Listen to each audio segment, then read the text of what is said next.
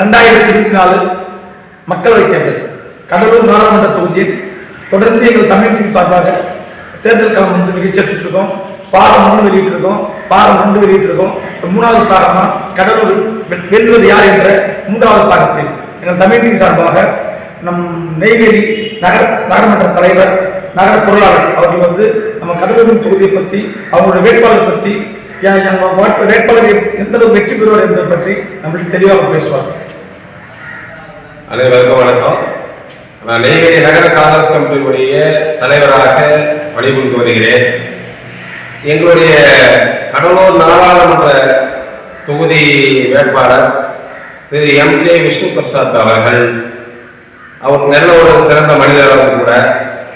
அதுபோல அவர் கடந்த காலங்களில் ஆரணி தொகுதியில் நாடாளுமன்ற உறுப்பினராக இருக்கும் பொழுது அவர் செய்த பணிகள் அளவுக்கரிய.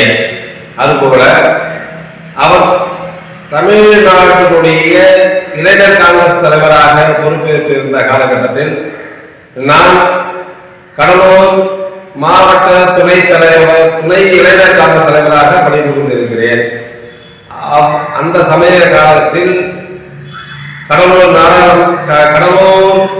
வேட்பாளர் தலைவராக நான் இருந்த காலகட்டத்தில் செவ்வனே காங்கிரஸ் கட்சிக்கு அளவு பெரிய சேவைகள் செய்திருக்கிறோம்.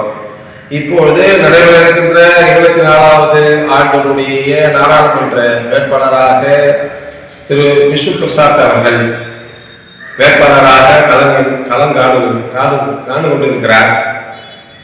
அவருக்காக நாங்கள் கடந்த சுமார் ஒரு 15-20 நாட்களாக வாக்கு வங்கியை சேகரித்துக் கொண்டிருக்கின்றோம். அதுபோல நெய்வேலி நகரத்தில் கடந்த 10 நாட்களாக கூட்டணி கட்சியினுடைய தலைவர்களாகவும் தொண்டர்கள் சார்பாகவும் ஓட்டு வங்கியை சேகரித்து வந்திருக்கின்றோம். இன்றைய கள நிலவரப்படி கடலூர் நாடாளுமன்ற வேட்பாளராக திரு விஷ்ணு பிரசாத் அவர்கள் களம் கண்டு கொண்டிருக்கிறார். அவருக்கு மத்திய ஆளுங்கட்சியாக இருக்கக்கூடிய பிஜேபியினுடைய பிரதமர் திரு நரேந்திர மோடி அவர்களின் செயல்களை கண்டித்து அவர்கள் கொடுத்த வாக்குறுதி இது நாள் வரை கடந்த 10 ஆண்டு காலமாக அவர் பிரதமராக பணியாற்றி கொண்டிருந்த காலகட்டத்தில் அவர் கொடுத்த வாக்குறுதியை இதுவரை எந்த ஒரு வாக்குறுதியை நிறைவேற்றவில்லை. இதுவே எங்களுக்கு ஒரு பிளஸ் பாயிண்டாக அமைகிறது. அது சமயம் இன்றைய எங்களுடைய அகில இந்திய இளம் தலைவர் ராகுல் காந்தி அவர்களுடைய தேர்தல் வாக்குறுதி குறிப்பாக ஒரு 10 சொல்லலாம். 1, இளைஞர்களுக்கு வேலை வாய்ப்பு. அதே போல இப்பொழுது நாங்கள் ஆட்சிக்கு வந்தால் முதல் ஒரு ஆண்டுக்குள் இந்தியா முழுக்க இருக்கின்ற 30 லட்சம் வேகன்சி பிளேஸ், அதாவது வேலை வாய்ப்பு, மத்திய அரசுடைய வேலை வாய்ப்புகளை உடனே வந்து நான் நிறைவேற்றுவேன், ஃபுல் பண்ணுவேன்னு சொல்லுகிறார். அதே சமயத்தில் இந்தியாவில் இருக்கின்ற பொதுத்துறை நிறுவனம் மற்றும் அரசு நிறுவனத்தில் இருக்கின்ற கான்ட்ராக்டர் ஒப்பந்த தொழிலாளர்கள் இனிமேல் அந்த பேசஸ்லாம் இருக்காது, நேரடியாக நாங்கள் வந்து பணியமர்த்துவோம் அப்படிங்கிறது வாக்குறுதி.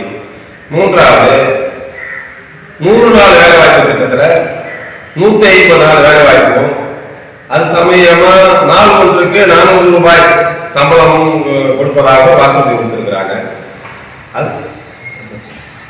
கொடுத்திருக்கிறாங்க. மகளிருக்கு வந்து பிலோ பாவர்ட்டி, ஏழை பெண்களுக்கு ஆண்டுக்கு 1 லட்சம் ரூபாய், அதாவது அப்படி 12 மாதமா கணக்கிட்டால் 833 ரூபாய், 8033 ரூபாய் மாதம் ஒன்றுக்கு வழங்குவதாக தேர்தல் வாக்குறுதியில் அளித்திருக்கின்றார். அது சமயம் நீட்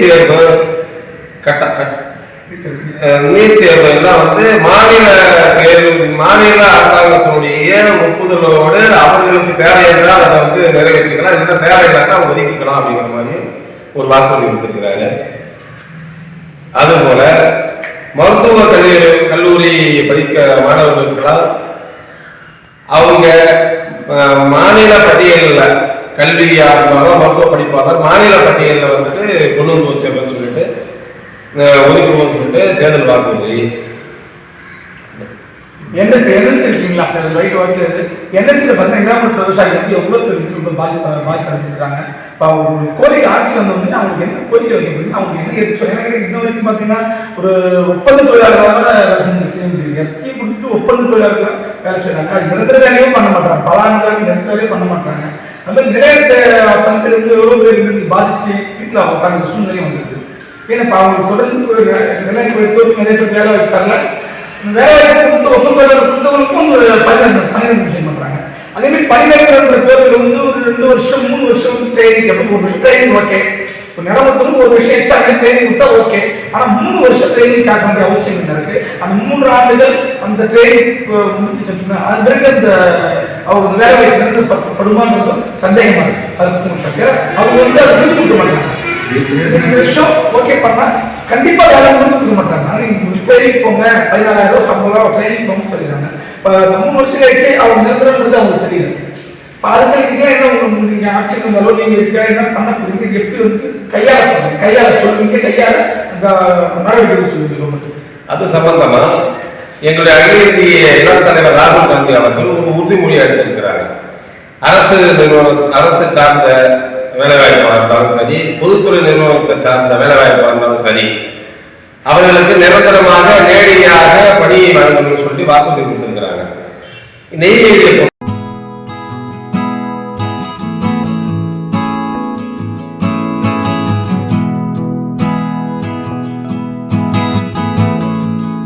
2024 கடலூர் நாடாளுமன்ற தொகுதி கள நிலவரம்.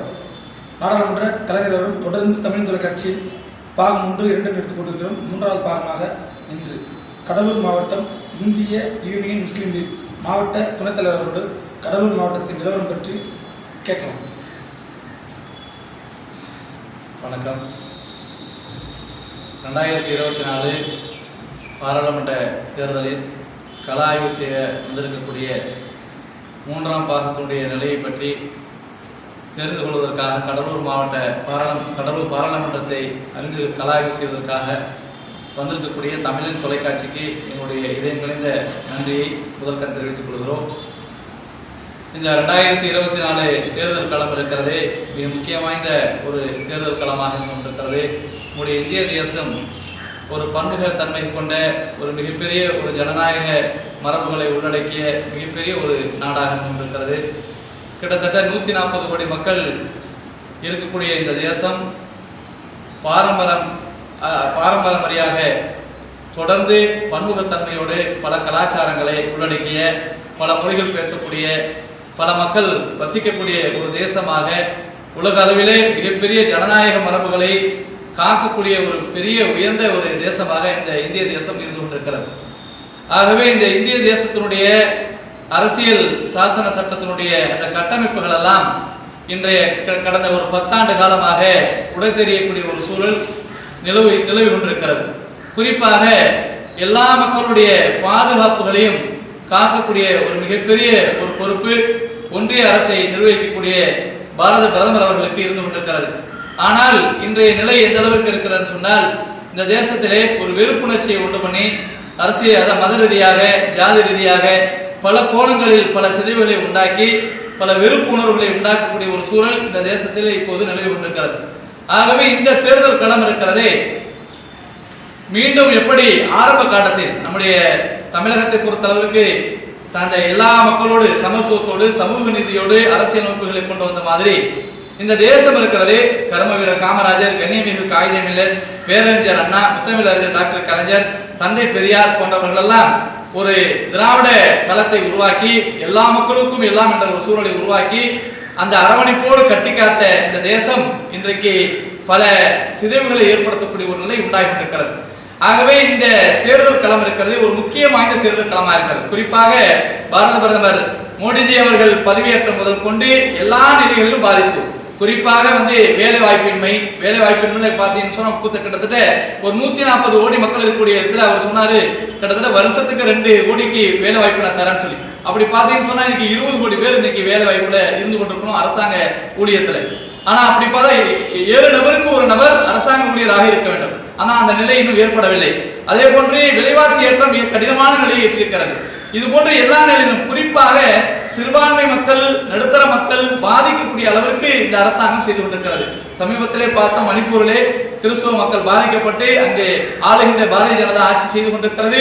ஆனால் அதை கண்காணித்துக் கொண்டிருக்கூடிய ஒன்றிய அரசு எந்த விதமான இதையும் பொருட்படுத்தாமல், குறிப்பாக ரொம்ப மிக மனவேதனையான குமுறலான செய்தி என்று சொன்னால், பெண்கள் எல்லாம் நிர்வாணமாக நிற்க வைத்து அவர்களை துன்புறுத்திய காட்சி மிக கொடூரமான காட்சியாக இருக்கிறது. இது போன்ற நிலை மாநிலத்தில் எந்த நிலையிலும் உருவாக்கூடாது. அது மாதிரி உத்தரப்பிரதேசத்தில் பார்த்தீங்கன்னு சொன்னா சாதாரணமான சின்ன விஷயங்களுக்கெல்லாம், கலாச்சாரத்திற்கு, உடைக்கு, இது போன்ற விஷயங்களுக்கெல்லாம் ஒரு பெரிய விருப்புணர்வை காட்டி தேசத்தையே அதாவது மிகப்பெரிய ஒரு சேதாரத்தை ஏற்படுத்தக்கூடிய ஒரு நிலைக்கு ஒன்றிய அரசு தள்ளப்பட்டிருக்கிறது. ஆகவே இந்த களம் இருக்கிறது. மீண்டும் ஆரம்பத்தில் எப்படி பன்முகத்தன்மையோடு ஜனநாயக மரபுகளை காட்டி சகோதரத்துவத்தோடு சமத்துவத்தோடு எப்படி இந்த தேசத்தை கட்டுக்காத்திருக்கிறார்களோ அதே போன்ற நிலை வர வேண்டும். அதற்காக வேண்டி இன்னைக்கு இந்தியா கூட்டணி என்ற ஒரு மகத்தான கூட்டணியை இந்த தேசத்தில் அமைத்திருக்கிறார்கள். அந்த இந்தியா கூட்டணியுடைய தலையங்கமே மீண்டும் இந்தியாவை மீட்டெடுக்கும் என்ற நிலையிலே அந்த உருவாக்கி இருக்கிறார்கள். அதில் பன்முக நிலை கண்ட தலைவர்கள் இருக்கிறார்கள். வலதுசார கட்சிகள், இடதுசாரி கட்சிகள், அதுபோன்று தாழ்த்தப்பட்ட மக்கள், இஸ்லாமிய மக்கள், பன்முகம் கொண்ட எல்லா தலைவர்களையும் ஒருங்கிணைத்து இந்த இந்திய கூட்டணி அமைத்திருக்கிறார். அதில் தேசிய அளவிலே அகில இந்திய காங்கிரஸ், அதுபோன்று தமிழகத்திலே திராவிட மாடலாக உருவெடுத்து திராவிட மாடலில் நிலைநாட்டிக் கொண்டிருக்கக்கூடிய தளபதியார் தமிழக முதல்வருடைய அவருடைய பொறுப்பிலே இந்த இந்தியா கூட்டணி தமிழகத்திலே ரொம்ப வெற்றி நடைபெற்று 2019 இருந்து அந்த சட்டமன்ற தேர்தலில் இருந்து இதுவரை பாதுகாக்கப்பட்டு கூட்டணி கட்சி தலைவர்களை அரவணைத்து சென்று கொண்டு எல்லா மக்களுடைய பாதுகாப்பு அரணாக இன்றைய தமிழக முதல்வர் இருந்து கொண்டிருக்கிறார். அந்த அடிப்படையில் தமிழகத்தினுடைய வளர்ச்சி பார்த்தீங்கன்னா கடந்த 2019 அந்த சட்டமன்ற தேர்தலுக்கு பிறகு 3 ஆண்டுகால நிறைய திட்டங்கள், மகளிர் உரிமையா இருக்கட்டும், அது போன்ற புதுப்பிப்பு திட்டமா இருக்கட்டும், அதாவது மக்களை தேடி வரும் மருத்துவமாக இருக்கட்டும், இது போன்ற எல்லா நிலைகளிலும் எல்லா துறைகளிலும் இன்னைக்கு பார்த்தீங்கன்னா ஒன்றிய அரசு சான்று கொடுக்கிறது. தமிழக மாநிலம் எல்லா துறைகளிலும் முதன்மையான மாநிலமாக இருக்கிறது. கல்வியா இருக்கட்டும், விவசாயமா இருக்கட்டும், விவசாயத்தில் முதலியாக நிதிநிலை அறிக்கை செய்யக்கூடிய அளவுக்கு, பட்ஜெட் தாக்கல் செய்யக்கூடிய அளவுக்கு ஒரு சூழலை தமிழக அரசு உருவாக்கி இருக்கிறது. அது போன்று எல்லா நிலைகளும் சீராக அமைத்துக் கொண்டிருக்கிறது. ஆகவே குறிப்பாக எங்களுடைய தாய் சபை இந்திய முஸ்லிம் சார்பாக இந்த கூட்டமைப்பு நிச்சயமாக இந்த தேர்தல் களத்திலே உருவகம் எடுத்து இப்படிப்பட்ட ஒரு ஆளுமை மிக்க எல்லாருடைய மக்களையும் பாதுகாக்கக்கூடிய, குறிப்பாக டாக்டர் அம்பேத்கர் தலைமையிலே அமைக்கப்பட்ட இந்த இந்திய அரசியல் சாசன அமைப்பு சட்டம் அந்த நிலைநாட்டப்பட வேண்டும், பாதுகாக்கப்பட வேண்டும். இந்த தேசத்திலே ஜனநாயக மரபுகளை காக்கப்பட வேண்டும். எல்லா மக்களுக்கும் எல்லா நிலைகளையும் சரியாக்கப்பட வேண்டும் என்ற சகோதரத்துவத்தோடு சமத்துவத்தோடு இந்த தேசம் உருவாக்க வேண்டும் என்ற அடிப்படையில் இந்த இந்தியா கூட்டணி அமைக்கப்பட்டிருக்கிறது. அதனுடைய ஒரு கட்டமாக தமிழகத்திலே ரொம்ப வேட்பாளர்கள் 40 தொகுதியிலும் களம் கண்டிருக்கிறார்கள். இந்த 40 தொகுதியிலும் வெற்றி வேட்பாளராக நின்று கொண்டு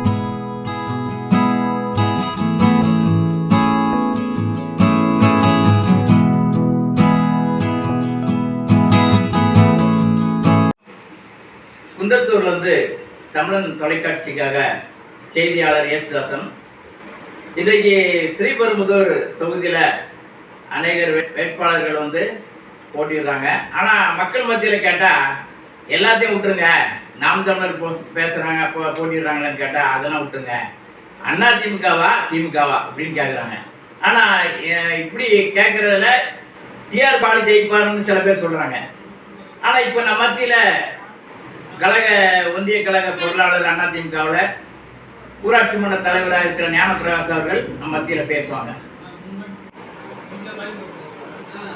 நான் குன்றத்தூர் ஒன்றிய கழக பொருளாளராகவும் பூந்தண்டலம் ஊராட்சி மன்ற தலைவராக இருக்கிறேன். தமிழகத்தை பொறுத்த வரைக்கும் இருமுனை போட்டி தான். ஒன்று திமுக, அண்ணாது இருமுனை போட்டி தான். ஆனால் டிஆர் பாலு இங்கே நிற்கிறாரு. கடந்த 5 ஆண்டுல அவர் எங்கே போனார்னே எங்களுக்கு தெரியல. இந்த பூந்தண்டலம் ஊராட்சியில் அவருடைய நிதியிலிருந்து ₹1 கூட, எங்கள் ஊராட்சி பெரிய ஊராட்சி, எங்கள் ஊராட்சியில் ஒரு நிதி கூட அவர் கொடுத்தது கிடையாது. அது மட்டும் இல்லாமல் அவருக்கு வயசாயிடுச்சு, எங்கள் வேட்பாளர் கிட்டத்தட்ட ஒரு இளம் வயது உள்ளவர், ஒரு 34 வயது உள்ளவர், ஒரு மருத்துவர், ஒரு இளைஞர். அவருக்கு வாய்ப்புகள் இந்த மக்கள் கொடுப்பாங்கன்னு நாங்கள் உறுதியாக நம்புகிறோம். ஏன்னு கேட்டினா அம்மா பண்ண சாதனைகள், அதற்கு பிறகு நமது புரட்சி தமிழர் எடப்பாடியார் அவர் அந்த கொரோனா காலங்களில் கூட நல்ல சிறப்பான ஒரு ஆளுமை செய்தார். ஆளுமைன்னா ஒரு கொரோனா டைமில் என்ன மக்களுக்கு தேவை என்பதை அனைத்தையுமே, அதாவது நியாய விலை கடையிலும் சரி, அவர்களுக்கு நிதியும் சரி, அனைத்துமே நல்ல முறையில் செய்த ஒரே ஒரு முதல்வர் நமது எடப்பாடியார் தான். அதனால அவருக்கும் நாங்கள் இந்த வாட்டி வாக்கு வந்துட்டு கட்டாயம் இரட்டை இலை சின்னத்தில் எத்தனை இது வந்தாலும் இரட்டை இலை சின்னத்தில் வாக்கு அளிப்பாங்க மக்கள். ஒன்றே ஒன்று சொல்லிக்கிறோம், இந்த இந்திய தேசம் வந்து ஜாதி மத எதுவுமே இல்லாத ஒரு தேசம்.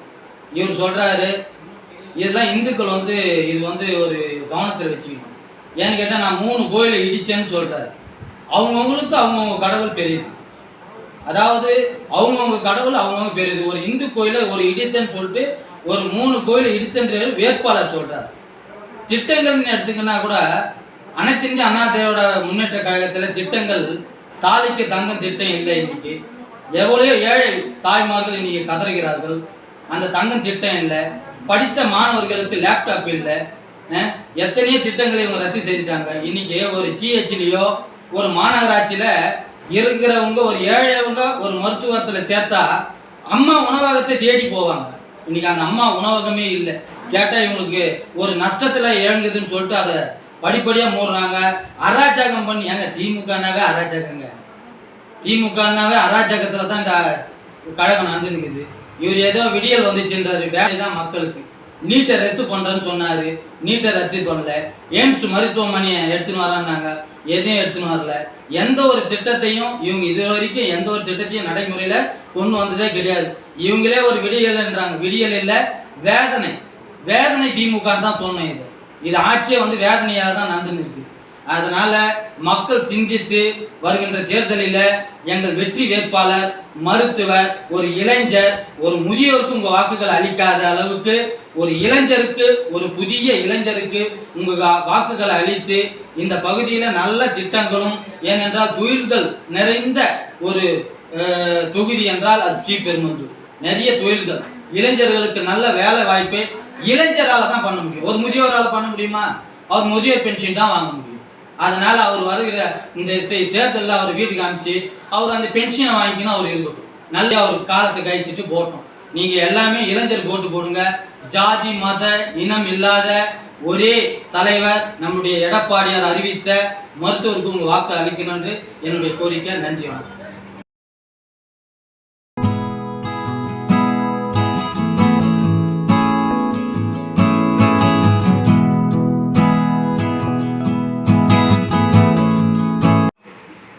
குன்றத்தூர்லேருந்து தமிழன் தொலைக்காட்சிக்காக செய்தியாளர் யேசுதாசன். இன்றைக்கு ஸ்ரீபெரும்புதூர் தொகுதியில் அநேகர் வேட்பாளர்கள் வந்து போட்டிடுறாங்க. ஆனால் மக்கள் மத்தியில் கேட்டால் எல்லாத்தையும் விட்டுருங்க, நாம் தமிழர் பேசுகிறாங்க, அப்போ போட்டிடுறாங்களான்னு கேட்டால் அதெல்லாம் விட்டுருங்க, அண்ணா திமுகவா அப்படின்னு கேட்குறாங்க. ஆனால் இப்படி கேட்குறதுல டிஆர் பாலு ஜெயிப்பாருன்னு சில பேர் சொல்கிறாங்க. ஆனால் இப்போ நம்ம மத்தியில் ஒன்றிய கழக பொருளாளர் அதிமுகவில் ஊராட்சி மன்ற தலைவராக இருக்கிற ஞானப்பிரகாஷ் அவர்கள் நம்ம மத்தியில் பேசுவாங்க. நான் வந்து குன்றத்தூர் ஒன்றிய கழக பொருளாளராகவும் பூந்தண்டலம் ஊராட்சி மன்ற தலைவராக இருக்கிறேன். தமிழகத்தை பொறுத்த வரைக்கும் இருமுனை போட்டி தான். ஒன்று திமுக, இருமுனை போட்டி தான். ஆனால் டிஆர் பாலு இங்கே நிற்கிறாரு. கடந்த 5 ஆண்டுல அவர் எங்கே போனார்னே எங்களுக்கு தெரியல. இந்த பூந்தண்டலம் ஊராட்சியில் அவருடைய நிதியிலிருந்து ₹1 கூட, எங்கள் ஊராட்சி பெரிய ஊராட்சி, எங்கள் ஊராட்சியில் ஒரு நிதி கூட அவர் கொடுத்தது கிடையாது. அது மட்டும் இல்லாமல் அவருக்கு வயசாயிடுச்சு. எங்கள் வேட்பாளர் கிட்டத்தட்ட ஒரு இளம் வயது உள்ளவர், ஒரு 34 வயது உள்ளவர், ஒரு மருத்துவர், ஒரு இளைஞர். அவருக்கு வாய்ப்புகள் இந்த மக்கள் கொடுப்பாங்கன்னு நாங்கள் உறுதியாக நம்புகிறோம். ஏன்னு கேட்டினா அம்மா பண்ண சாதனைகள், அதற்கு பிறகு நமது புரட்சி தமிழர் எடப்பாடியார் அவர் அந்த கொரோனா காலங்களில் கூட நல்ல சிறப்பான ஒரு ஆளுமை செய்தார்.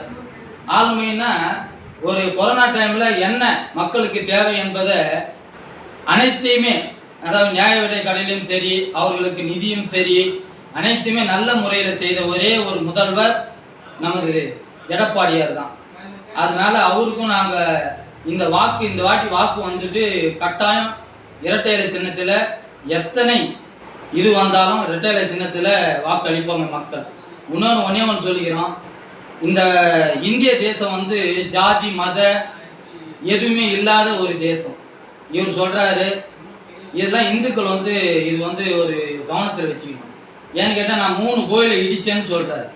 அவங்கவுங்களுக்கு அவங்கவுங்க கடவுள் பெரியது, அதாவது அவங்கவுங்க கடவுள் அவங்கவுங்க பெரியது. ஒரு இந்து கோயிலை ஒரு இடித்தன்னு சொல்லிட்டு ஒரு 3 கோயிலை இடித்தன்ற வேட்பாளர் சொல்கிறார். திட்டங்கள்னு எடுத்துக்கினா கூட அனைத்து இந்திய அண்ணா திராவிட முன்னேற்ற கழகத்தில் திட்டங்கள், தாலிக்கு தங்கம் திட்டம் இல்லை. இன்னைக்கு எவ்வளோ ஏழை தாய்மார்கள் இன்னைக்கு கதறுகிறார்கள், அந்த தங்கம் திட்டம் இல்லை. படித்த மாணவர்களுக்கு லேப்டாப் இல்லை. எத்தனையோ திட்டங்களை இவங்க ரத்து செய்துட்டாங்க. இன்னைக்கு ஒரு ஜிஹெச்லேயோ ஒரு மாநகராட்சியில் இருக்கிறவங்க ஒரு ஏழையவங்க ஒரு மருத்துவத்தில் சேர்த்தா அம்மா உணவகத்தை தேடி போவாங்க. இன்னைக்கு அந்த அம்மா உணவகமே இல்லை. கேட்டால் இவங்களுக்கு ஒரு நஷ்டத்தில் இறங்குதுன்னு சொல்லிட்டு அதை படிப்படியாக மூடுறாங்க. அராஜகம் பண்ணி, ஏங்க திமுகனாவே அராஜகங்க, திமுகனாவே அராஜகத்தில் தான் இந்த கழகம் நடந்துருக்குது. இவர் ஏதோ விடியல் வந்துச்சுன்றாரு, வேலை தான் மக்களுக்கு. நீட்டை ரத்து பண்ணுறேன்னு சொன்னார், நீட்டை ரத்து பண்ணல. எய்ம்ஸ் மருத்துவமனையை எடுத்துன்னு வரான்னாங்க, எதையும் எடுத்துன்னு வரல. எந்த ஒரு திட்டத்தையும் இவங்க இது வரைக்கும் எந்த ஒரு திட்டத்தையும் நடைமுறையில் கொண்டு வந்ததே கிடையாது. இவங்களே ஒரு விடியல்ன்றாங்க, விடியல் இல்லை வேதனை. வேதனை திமுகன்னு தான் சொன்னேன். இது ஆட்சியை வந்து வேதனையாக தான் நடந்துன்னு இருக்கு. அதனால மக்கள் சிந்தித்து வருகின்ற தேர்தலில் எங்கள் வெற்றி வேட்பாளர் மருத்துவர், ஒரு இளைஞர், ஒரு முதியோருக்கு உங்கள் வாக்குகள் அளிக்காத அளவுக்கு ஒரு இளைஞருக்கு, ஒரு புதிய இளைஞருக்கு உங்கள் வாக்குகளை அளித்து இந்த பகுதியில் நல்ல திட்டங்களும், ஏனென்றால் தொழில்கள் நிறைந்த ஒரு தொகுதி என்றால் அது ஸ்ரீபெரும்புதூர். நிறைய தொழில்கள், இளைஞர்களுக்கு நல்ல வேலை வாய்ப்பை இளைஞரால் தான் பண்ண முடியும். ஒரு முதியோரால் பண்ண முடியுமா? அவர் முதியோர் பென்ஷன் தான் வாங்க முடியும். அதனால அவர் வருகிற இந்த தேர்தலில் அவர் வீட்டுக்கு அனுப்பிச்சு அவர் அந்த பென்ஷனை வாங்கிக்கணும். அவர் இருக்கட்டும், நல்ல அவர் காலத்தை கழிச்சிட்டு போட்டோம். நீங்கள் எல்லாமே இளைஞர் ஓட்டு போடுங்க. ஜாதி மத இனம் இல்லாத ஒரே தலைவர் நம்முடைய எடப்பாடியார் அறிவித்த மருத்துவருக்கு உங்கள் வாக்கு அளிக்கணும் என்று என்னுடைய கோரிக்கை. நன்றி. வணக்கம்.